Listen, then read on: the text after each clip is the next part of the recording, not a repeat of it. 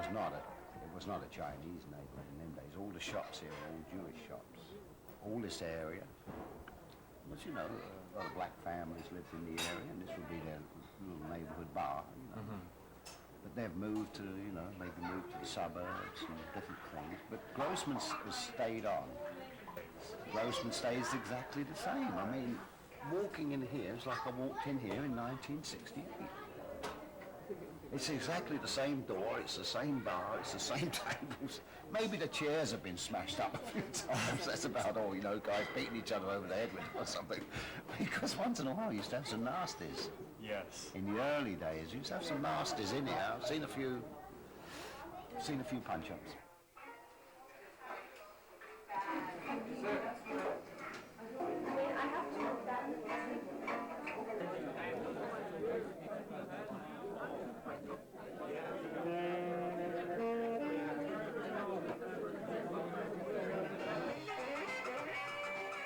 People come here and it's like a home. Not a mental home. Sometimes it's a bit like a mental home. But it's like a home here in the sense that, you know, people come down, they hang out, they meet their friends, they drift in and out. And you may say that lots of bars are like that, but I haven't found one.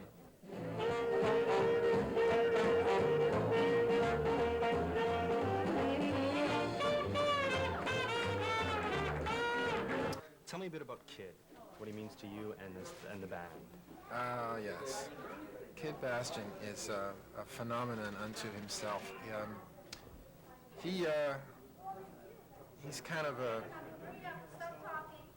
Kid Bastien's a guy who really knows New Orleans music better than probably anybody, possibly in the world.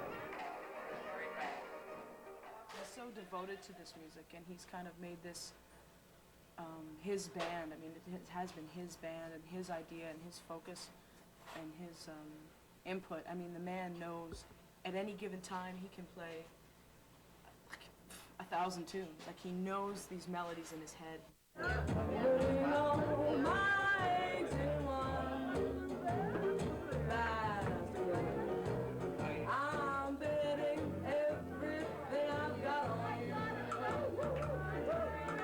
Well, I think some people would say that alcohol is the most important part, but it's not. I don't know.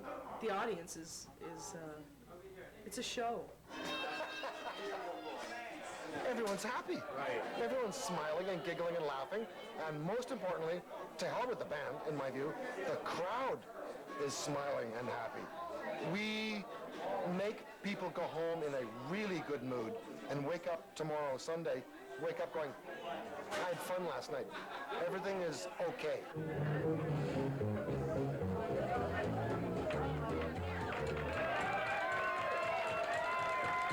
This band plays for fun.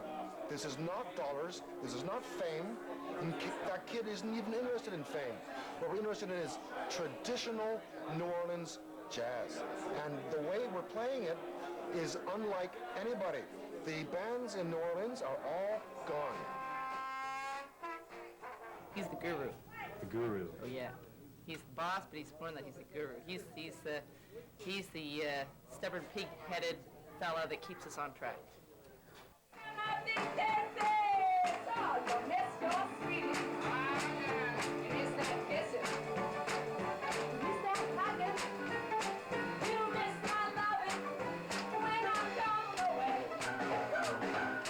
What goes through your mind when you're playing? Let's say playing with the band or you're soloing. What's going through your head? I'll try and do a not flip answer.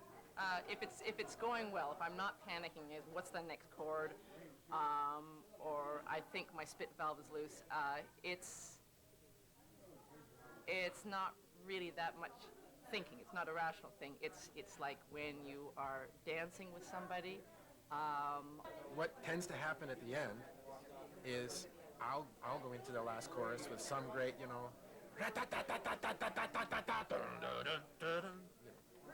big jump, right? And the melody comes out real strong, trombone playing counter melodies, and I'm playing harmonies and counter melodies and things.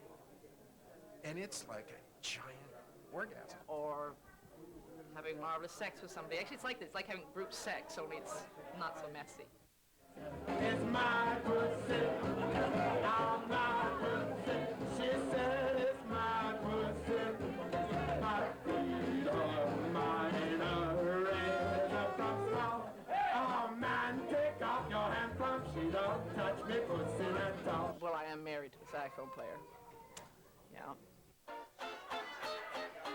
How long have you been with the band? A month. See, I'm the piano player's boyfriend, so there's a little bit of nepotism, but don't tell anybody.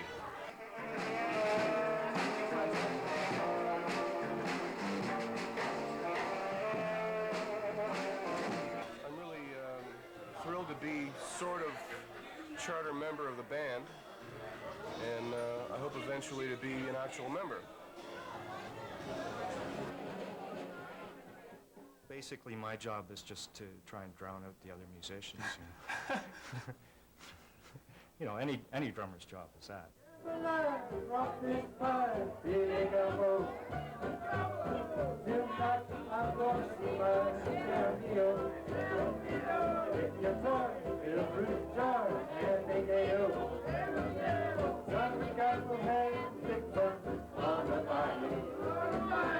To give you an example of his priorities, a few years back he was sort of feeling rather sick, like having pains in his chest and so on, so people start thinking, oh, this is serious, you know. So he went to the hospital, to emergency, and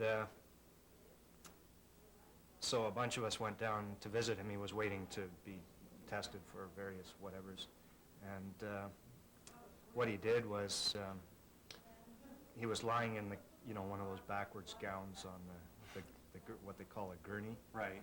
And in the emergency ward. So we came around, and we were all circling around the gurney, and you know, the usual emergency ward kind of things going on around us. And he was lying there, and he said, so I was working on this new tune on the trumpet the other day. It's called, it's a hymn. It's called Jesus Keep Me Near the Cross. It goes like this. So we sat there. We listened to the entire rendition of Jesus Keep Me Near the Cross in this emergency ward. You know?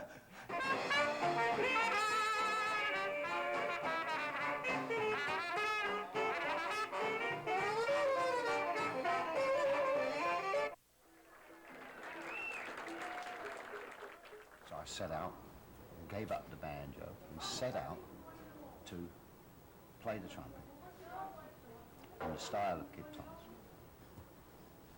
which no one can do. You know what I mean? There's only one Kid Thomas. Right. I mean, you can have it all in your head, but you can't do it. It's unique. There's a unique personality in every man, you know? Little things, you can try and listen to the records, try this, try that, but you can never really quite do it. So you have to sort of think, well, I can't really just play like Kid Thomas. I'll just play like myself and think of Kid Thomas. Yeah? Yeah. I'll play what comes to me, but I will be part of, you know, whatever it is, your left brain hemisphere will be thinking like Kid Thomas, and this part will be doing what I can do. Right. Yeah. So I've got two. Even when I play to this day, I'm still like that, you know. He's the man who gives me things.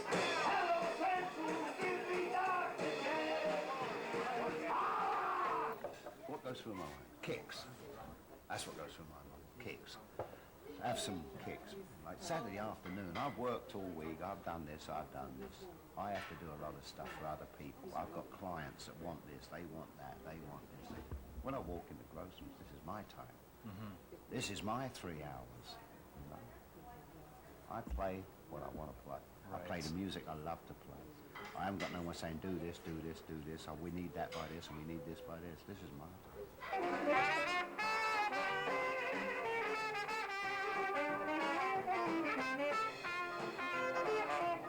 But you see, this isn't a job.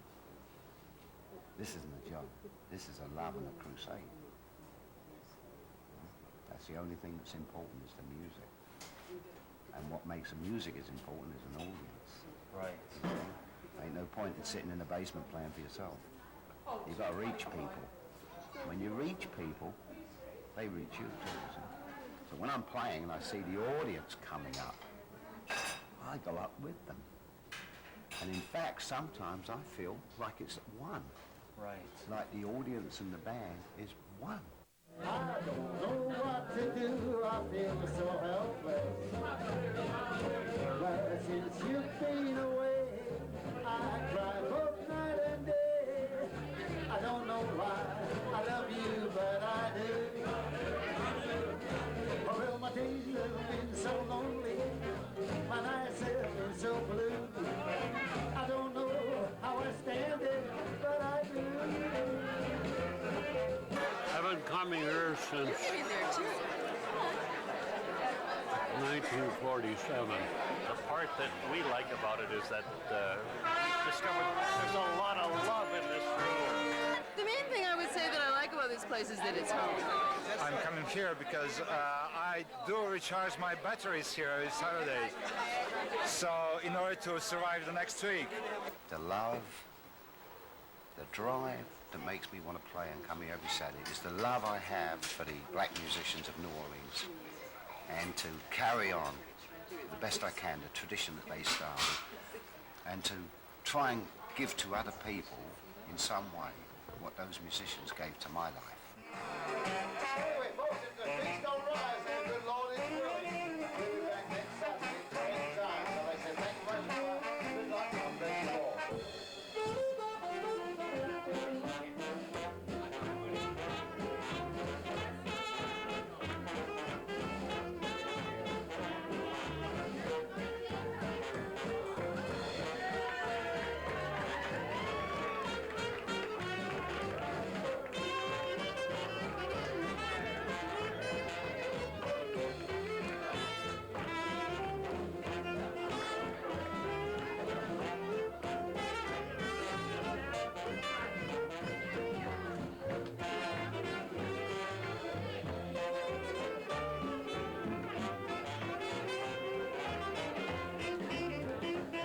Now let's fly down or drive down to New Orleans. That city, it's so pretty. Historic scenes. We'll take you and parade you down Bourbon Street. You'll see all those hot spots, you'll meet all those big shots on Bourbon Street. Let's hear right, play horn.